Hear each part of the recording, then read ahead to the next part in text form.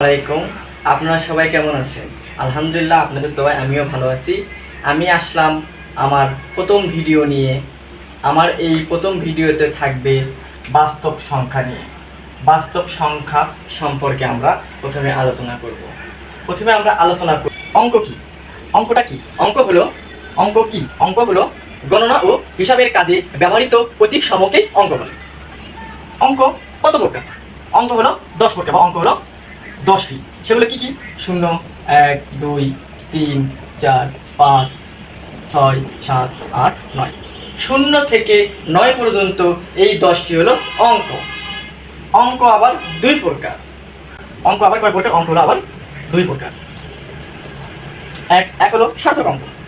সার্থক অঙ্ক। 2 হলো সাহায্যকারী অঙ্ক।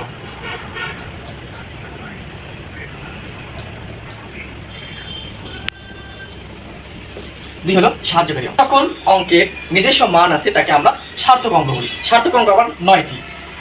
1 থেকে শুরু করে 9 পর্যন্ত এই 9টি হলো সার্থক অঙ্ক।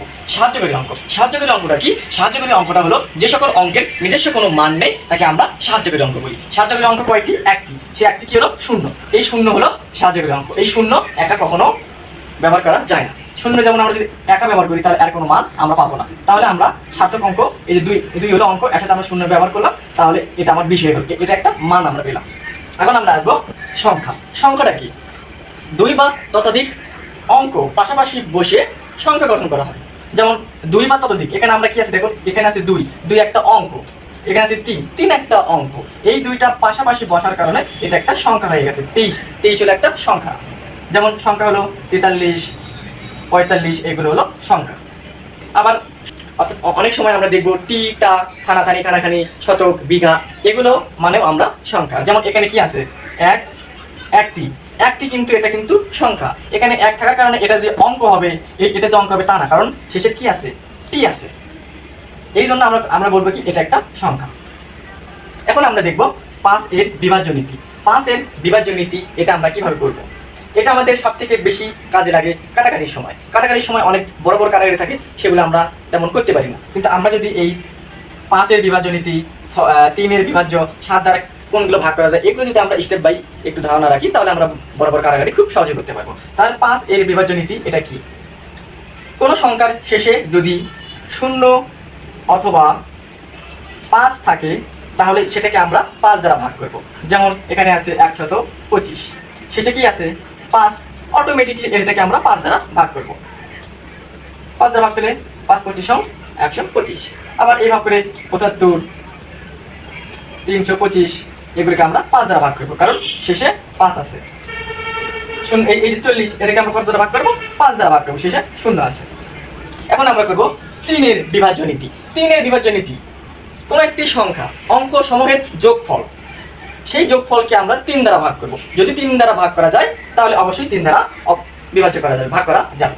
তাহলে এখানে কি আছে? 123। এটাকে আমরা কি করব?